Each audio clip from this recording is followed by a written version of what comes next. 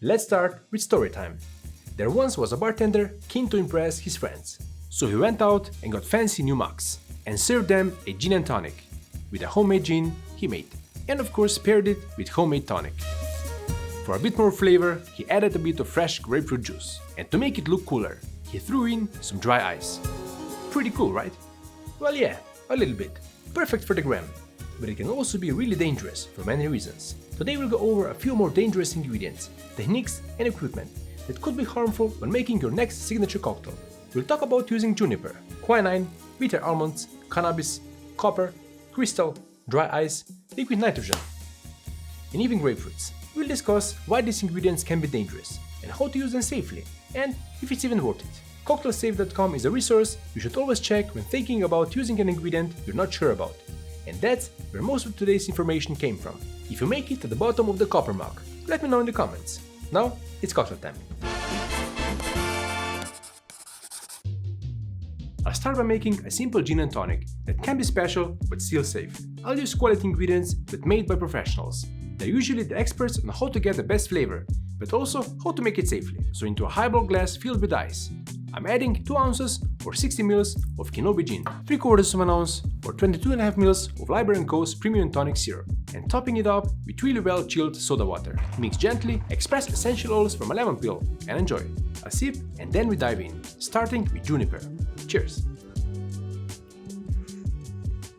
So, is making gin really as simple as throwing some juniper berries and maybe some citrus peels into vodka and calling it a day? Far from it, but it's a start.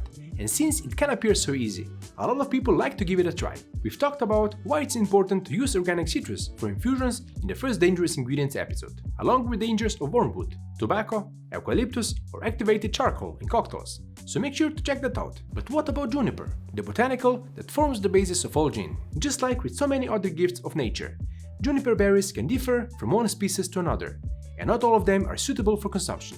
All of this, including the Juniperus communis, the common juniper, are generally recognized as safe and can be used to flavor drinks and food.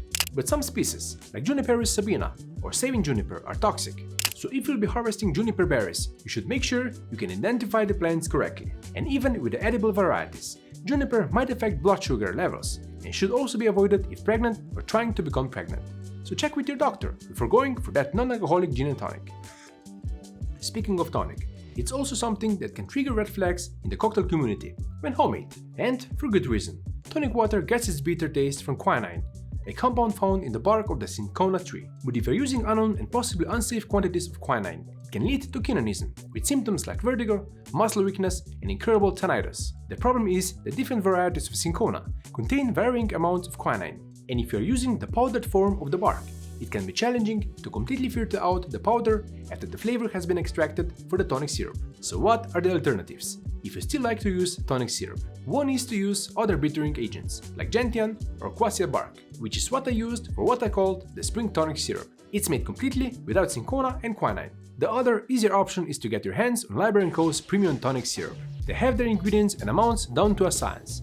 So their tonic syrup is made with natural quinine, zesty citrus, and pure cane sugar. It will give you a refreshing but strongly bitter taste that's fun to pair with different dry gins or even vodka. Up next on our dangerous ingredients list, bitter almonds and apricot pits. While sweet almonds are mainly used in orgeat syrup and falernum, its bitter cousins provide flavoring for amaretto liqueurs. You'll find some recipes online for homemade amarettos with unsafe quantities of bitter almonds or other kernels like peaches, cherries, or apricots. That's because they contain a compound called amygdalin, which breaks down into cyanide when ingested.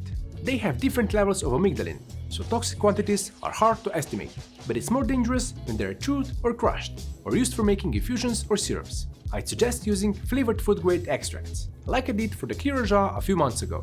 It's easier, cheaper, and most importantly, safer. And since we covered tobacco in the first episode, let's take it a step further with cannabis, marijuana, pot, weed. Thanks to legalization of recreational use of marijuana in many US states, it has become a part of daily life in a lot of places, and hemp-infused beverages have been on the market for quite some time. But mixing alcohol and THC, the main psychoactive ingredient in the cannabis plant, is not allowed, so you'll never find two in the same bottle. If you'll decide to enjoy them both, remember the wise words of James Giordano: booze before weed gets you higher indeed, and weed before drink you had more than you think. so alcohol increases THC absorption, and THC can change how alcohol is metabolized in the body, delaying its effect. Do with that information what you will, but remember to stay hydrated. And to use marijuana as a gateway, let's take a look at the coca leaf. In Peru and Bolivia, coca leaves are chewed and brewed into teas. And of course, they're also the raw material for cocaine. It's illegal to bring coca leaves into the US for any purpose, including to use for brewing tea or for chewing. Somehow Coca-Cola still uses coca leaf extract, but there's no cocaine in it, and the process is tightly overseen by authorities, according to Coca-Cola. Long story short, don't use coca leaves for your cocktails. But for the drinks you do make, be sure to serve them in safe glassware, so avoid using unlined copper mugs and vintage crystal glasses and decanters too often, to avoid copper and lead poisoning. If you have copper Moscow mule mugs, shakers, or even punch bowls, they can leach copper into your drink when it's acidic, and they usually are.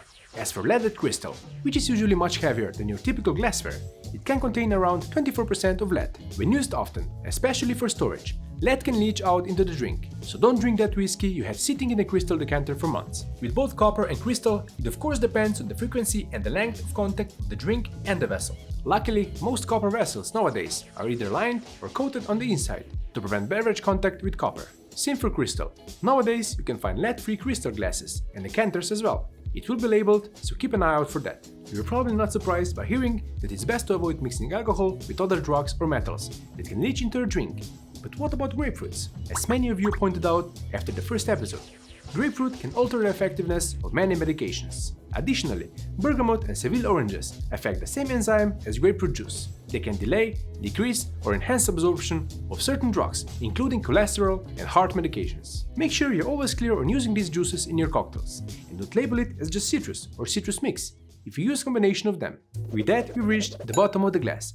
Add the warning sign emoji in the comments if you made it all the way here. And that's because we'll talk about something you don't want at the bottom of a glass as you're enjoying the drink: dangerous ice. Yeah, liquid nitrogen and dry ice, or frozen carbon dioxide, are cool, but they're also super dangerous. Both can cause severe burns on skin, asphyxiation, or even explosions if not handled properly. People had severe medical problems due to swallowing dry ice and liquid nitrogen, so avoid serving it to anyone, and be extremely careful if you'll be using it for yourself to make your cocktails look extra cool. If there's other ingredients you think home and professional bartenders should be careful with, share them in the comments and let's spread the knowledge. I'll see you next time, friends of cocktails.